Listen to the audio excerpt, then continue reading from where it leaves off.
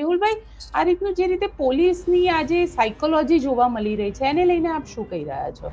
એને કોઈ ડિસિપ્લિનની ટ્રેનિંગ નથી લીધી, એ કોઈ કંડક્ટ જાણતો નથી, એ પાટા ઢીકા ઉપર ઉતરી આવે ત્યારે આપણને ફરક શોધવો એ કઠિન થઈ જાય કે આમાં પોલીસ કોણ છે, લુખ્ખાઓ, ગુંડાઓ, છપરી અને ટપરીઓ કોણ છે. કહેવાય ને કે ભાઈ અંગ્રેજો વયા ગયા, પણ બ્રાઉન અંગ્રેજો હજી પણ છે જે આપણને ગુલામ બનાવી રહ્યા છે. તો ઠપકો આપવાને બદલે ટુ વ્હીલમાં બેસાડશે, એને પ્રોટેક્ટ કરશે, પોલીસ સ્ટેશન લઈ જશે અને હળવી હળવી કલમો લગાડવામાં આવશે. અહીંયા સવાલ એ ઉભો થાય છે, જે રીતના સુરેન્દ્રનગરનો આખો ઘટનાક્રમ સામે આવ્યો હવે અને વડોદરાનો ઘટનાક્રમ સામે આવ્યો. વડોદરાના ઘટનાક્રમમાં તો લીવ ઉપર ઉતારી દેવામાં આવ્યા પીએસઆઈને, અને સુરેન્દ્રનગરની અંદર પણ એવું કહી રહ્યા છે કે અમે સસ્પેન્ડ કરીશું અને આગળ આખા મામલામાં ઇન્વેસ્ટિગેશન કરવામાં આવશે.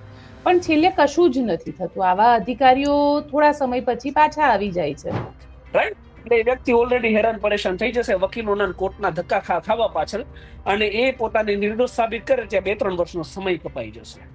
એટલે આ સિસ્ટમની ખામી છે, જેને સુધારવા માટે એક સારા ગૃહમંત્રી અને સારા નેતાઓની જરૂર છે અને સારા વિચાર શક્તિની જરૂર છે. થોડા દિવસ પહેલા એક મામલો સામે આવ્યો હતો, જેમાં 14 વર્ષની સગીરા ઉપર પોલીસ કર્મી દ્વારા બલાત્કાર કરવામાં આવ્યો હતો. એ પોલીસ કર્મી હજી પણ ફરાર છે, હજી પણ પોલીસ એને નથી પકડી શકી. પોલીસ ચાહે તો અમે ખાલી ઓફિસની બહાર નીકળીએ તો પોલીસને ખબર પડી જાય છે કે આ રૂટમાં અમે નીકળીએ છીએ, તો પોલીસ કેમ પકડી ના શકે?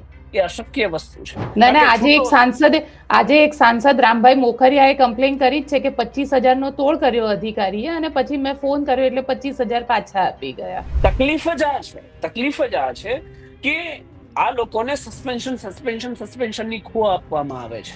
જનતાની સેવા અને સુખાકારી માટે કામે કરવા માંડે, પણ આપણે માઇક ઉપર આવીને ખાલી બોલ બચન કરીને જતા રહીએ ને તો ક્યારેય કંઈ થાય નહીં.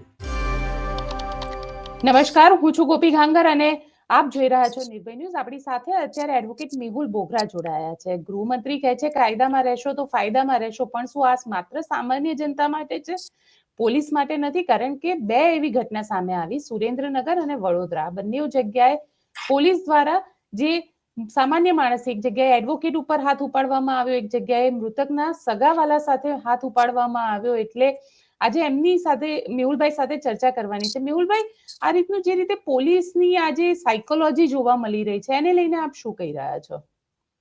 એકદમ ડિસ્ટર્બ સાયકોલોજી છે. એ સુરેન્દ્રનગર વાળો બનાવ છે, એમાં તો હું ચોક્કસપણે એવું કહીશ કે જે સામે વાળો વ્યક્તિ હતો એનું વર્તન એ પોલીસ પ્રત્યે યોગ્ય નહોતું, એ આપણે સ્વીકારીએ છીએ. પણ એ સામાન્ય વ્યક્તિ છે, કોમન મેન છે, એને કોઈ ડિસિપ્લિનની ટ્રેનિંગ નથી લીધી, એ કોઈ કંડક્ટ જાણતો નથી. એક વેલ ડિસિપ્લિન પોલીસ ઓફિસર જે પૂરતી ટ્રેનિંગ લઈને આવ્યો છે, જેને જનતાની સુખાકારી અને કલ્યાણ માટે કામ કરવાનું છે, કાયદાની અમલવારી થાય એ માટે કામ કરવાનું છે, કોઈનું મૃત્યુ થયું છે, ડેડ બોડી બાજુમાં પડી છે, તો એમને સાંત્વના આપવાની એમની ફરજ છે. એના જગ્યાએ પીઆઈના ખભા ઉપર હાથ મૂકે તો કેમ એક રસ્તા ઉપર મારા ભાઈને કેમ માર્યું એમ કરીને ટપોરીઓ હોય એ ધડાધડ પાટા ઢીકા મૂકી કરવા માંડે, એ રીતે અમારા સાહેબને કેમ માર્યું એમ સાથે જે કઈ પોલીસ કર્મચારીઓ હોય એ પાટા ઢીકા ઉપર ઉતરી આવે ત્યારે આપણને ફરક શોધવો એ કઠિન થઈ જાય કે આમાં પોલીસ કોણ છે, લુખ્ખાઓ, ગુંડાઓ, છપરી અને ટપરીઓ કોણ છે. આવી જે ઘટના બની વડોદરાની અંદર, જેમાં એક વકીલને લાફો મારી દેવામાં આવ્યો.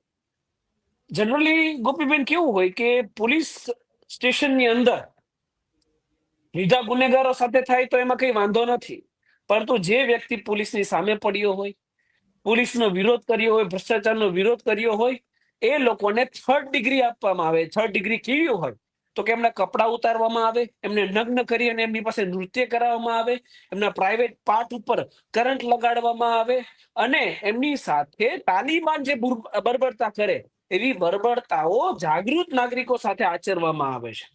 કહેવાય ને કે ભાઈ અંગ્રેજો વયા ગયા, પણ બ્રાઉન અંગ્રેજો હજી પણ છે જે આપણને ગુલામ બનાવી રહ્યા છે. વડોદરાની જે ઘટના છે એમાં 3rd ડિગ્રી ના આપવામાં આવે, રિમાન્ડ ના માંગવામાં આવે, એની માટે આરોપી પાસે વારે વારે પૈસા માંગતા હતા. કાનૂનના વ્યક્તિ તરીકે વકીલે શું કર્યું કે એમને ડાયરેક્ટ કોર્ટમાં સરેન્ડર કરાવ્યું, એટલે પોલીસને એ બાબતે માઠું લાગી આવ્યું અને વકીલને ગાળાગાળી કરીને તમાચા ઝીકી દીધા. તો એ જે તમાચા મારવા વાળો વ્યક્તિ છે એ કોન્સ્ટેબલ દરજ્જાનો છે ગોપીબેન, એ પણ અહીંયા વિચારવું રહ્યું. કે જે constable, head constable, PSI, ASI લેવલના જે પોલીસ કર્મચારીઓ છે, જે એકદમ નીચેના લેવલ દરજ્જા ઉપર આવે છે, ક્લાસ 3 અને ક્લાસ 4 માં, એ લોકોને કમિશનર ક્લાસ 1 કરતા પણ વધારે પાવર હોય છે, અને એ લોકો સરેઆમ ગુંડાગર્દી અને લુખ્ખાગીરી કરતા હોય છે. આ બાબતે શું થશે એ પણ આપણને ખબર છે કે સસ્પેન્શન નો લોલીપોપ આપવામાં આવે છે. ઘટના બની હોય ત્યારે એને ડામવા માટે એક સસ્પેન્શન નો એક લેટર આપી દેવામાં આવે, પછી આપણે જનતા બધા શાંત થઈ જાય અને પછી એને પ્રમોશન પણ આપવામાં આવે, જે જનતાને ખબર હોતી નથી. તો અહીંયા પોલીસનું રિફોર્મ એ અત્યંત આવશ્યક છે. આ માત્ર 2 ઘટનાઓ ગોપીબેન નથી બની. છેલ્લા 1 મહિનાની અંદર વડોદરામાં વકીલને માર માર્યો, એ સિવાય એક પીઆઈ ક્લાસ 2 ઓફિસર એ દારૂના ચિક્કાર નશાની અંદર વાહન ચાલકોને અડફેટે લે છે. એ વિડીયો આપણે જોયો હશે. પીએસઆઈ અમદાવાદની અંદર એ દારૂના ચિક્કાર નશામાં એક્સિડન્ટ કરે છે. સુરતની અંદર એક પીએસઆઈ એ દારૂ પી અને ગાડી ચલાવીને વાહન ચાલકોને અડફેટે લે છે. તો સોશિયલ મીડિયા આવવાથી આ વિડીયો વાયરલ થાય છે અને આપણને ખબર પડે છે. અહીંયા બદકસ્મતી તો એ છે ગોપીબેન કે ઈમાનદારોની એકલતાની, આ બેમાનોની એકજૂથતા આપણને નડી જાય છે. યુનિટી છે આમની કે ભાઈ કોઈ વ્યક્તિ દારૂ પી અને પોલીસ કર્મચારી એક્સિડન્ટ કરે ને આપણે 100 નંબર ઉપર ડાયલ કરીને પોલીસ આવે ને, તો એ સામેવાળા વ્યક્તિને ન્યાય આપવાને બદલે આ પીઆઈ કે પીએસઆઈ ને ઠપકો આપવાને બદલે કેમ ભાઈ દારૂ પીને ગાડી આંકો છો, જનતા પકડાય તો ગાળો દે છે ને પોલીસ કર્મચારી, તો ઠપકો આપવાને બદલે ટુ વ્હીલમાં બેસાડશે, એને પ્રોટેક્ટ કરશે, પોલીસ સ્ટેશન લઈ જશે અને હળવી કલમો લગાડવામાં આવશે કે જેનાથી એ પોલીસ કર્મચારીનો બચાવ થાય. તો આ આખી જે સિસ્ટમ છે જેમાં બેમાનોની યુનિટી છે, એ કોઈના કોઈ જગ્યાએ આપણને નડી જાય છે.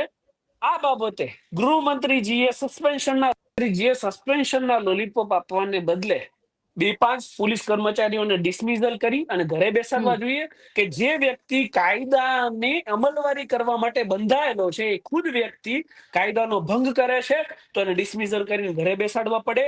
5 દાખલા એવા બેસાડો. હજારો નહીં લાખો લોકો આપણે ફોર્મ ભરાય ને, જ્યારે પણ આમની પોસ્ટિંગ હોય, જ્યારે નોકરી બહાર પડે ત્યારે લાખો લોકો ફોર્મ ભરે છે. તો હજારો ઈમાનદાર યુવાઓને પોલીસની નોકરી જોઈએ છે. તો જે લોકોને પોલીસની નોકરી અને વર્દીની ખુમારી નથી, એની લાજ સાચવી નથી શકતા, તો એમને ડિસમિઝલ કરીને ઘરે બેસાડવા જોઈએ, એવી મારી અપીલ છે. પણ મેહુલભાઈ, અહીંયા સવાલ એ ઉભો થાય છે, જે રીતના સુરેન્દ્રનગરનો આખો ઘટનાક્રમ સામે આવ્યો હવે અને વડોદરાનો ઘટનાક્રમ સામે આવ્યો. વડોદરાના ઘટનાક્રમમાં તો લીવ ઉપર ઉતારી દેવામાં આવ્યા પીએસઆઈને, અને સુરેન્દ્રનગરની અંદર પણ એવું કહી રહ્યા છે કે અમે સસ્પેન્ડ કરીશું અને આગળ આખા મામલામાં ઇન્વેસ્ટિગેશન કરવામાં આવશે.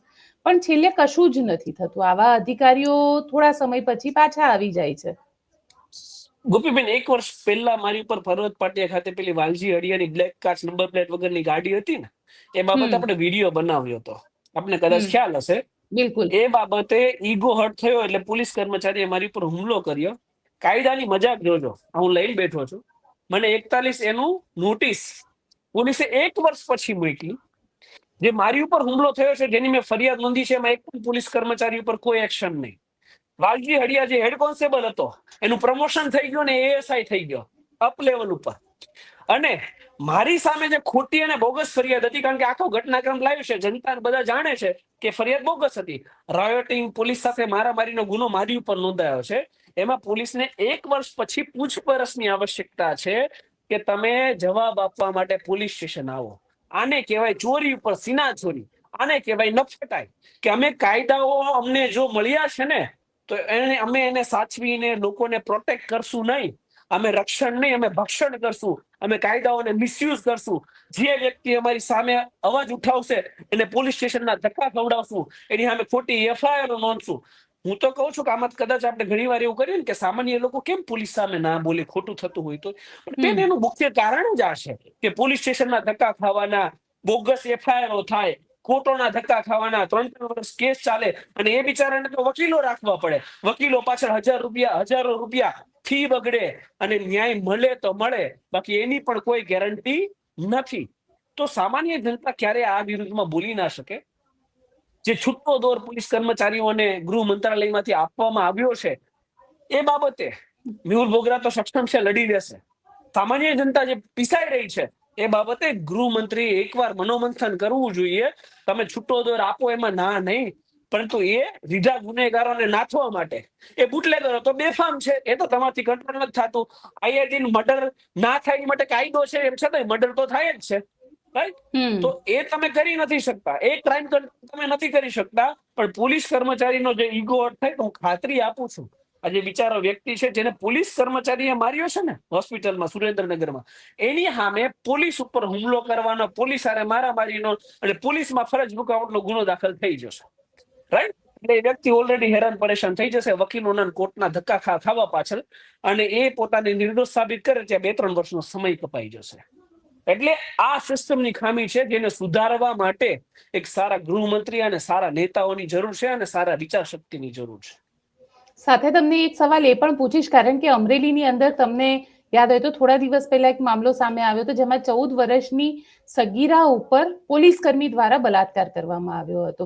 એ પોલીસકર્મી હજી પણ ફરાર છે, હજી પણ પોલીસ એને નથી પકડી શકી. પોલીસ ચાહે તો તમામ વ્યક્તિને પકડી શકે. પોલીસ ચાહે તો અમે ખાલી ઓફિસની બહાર નીકળીએ તો પોલીસને ખબર પડી જાય છે કે આ રૂટમાં અમે નીકળીએ છીએ. તો પોલીસ કેમ પકડી ના શકે? એ અશક્ય વસ્તુ છે. પોલીસ એ જ વ્યક્તિને ના પકડી શકે જેને પકડવા માંગતી ના હોય. એનો મતલબ એવો છે કે આ મેં કીધું ને, આ બેમાનોની એક યુનિટી છે. શું યુનિટી છે? કે છે તો આપણો ભાઈ ને, છે તો ખાતામાંથી ને, એક શબ્દ છે આમનું કે ડિપાર્ટમેન્ટમાંથી છું, તો ભાઈ છે એટલે આપણે બચાવવાનો છે. એને કેટલું ખોટું કામ કર્યું છે એ મેટર નહીં કરે. એ બલાત્કારી હશે તો ચાલશે, એ નિયમોનો ભંગ કરશે તો ચાલશે. આપણે આઈએ દિન રોડ ઉપર નીકળીએ અને જોઈએ કે મસ્ત બ્લેક કાચ વાળી આખી ગાડી હોય, નંબર પ્લેટ ના હોય ને આગળ પોલીસની તકતી લગાવેલી હોય. દર્શકોએ હજારો ગાડીઓ આવી જોઈ હશે, આખો પરિવાર આવી ગાડી વાપરતો હોય. તો ટૂંકમાં કહેવાનું એમ છે કે જે કાયદાના રક્ષણના શપથ લે છે ને, એ કાયદાઓને નેવે મૂકે છે, અને ત્યારે આપણે આવી ડિબેટ કરવી પડે છે. અને આનાથી પણ ઉપરવટ છે તો આપણે હમણાં એક MP નો વિડીયો જોયો ભરૂચના, કે ડીવાયએસપી મારો ફોન નથી ઉપાડતો. MLA ની એક આપણે સ્વીચ જોઈ કે ભાઈ પોલીસ ઇન્સ્પેક્ટર મારા ફોન નથી ઉપાડતા. તો આ તમારા જ કર્મોનું ફળ તમે ભોગવી રહ્યા છો. સમય આવવા દો, આ લોકો સાંસદોને અને વિધાયકોને ગાંઠવાના નથી. આજે એક સાંસદ રામભાઈ મોખરિયાએ કમ્પ્લેન કરી છે કે 25,000 નો તોડ કર્યો અધિકારીએ, અને પછી મેં ફોન કર્યો એટલે 25,000 પાછા આપી ગયા. તો તકલીફ જ આ છે કે આ લોકોને સસ્પેન્શનની ખો આપવામાં આવે છે. જો આમને ડિસમિસ કરીને ઘરે બેસાડીને દાખલારૂપ કામગીરી કરવામાં આવે ને, તો આ MLA સાંસદ બધાને સાંભળતા થઈ જાય, જનતાની સાંભળતા થઈ જાય, જનતાની સેવા અને સુખાકારી માટે કામે કરવા માંડે. પણ આપણે માઇક ઉપર આવીને ખાલી બોલ બચન કરીને જતા રહીએ ને તો ક્યારેય કઈ થાય નહીં.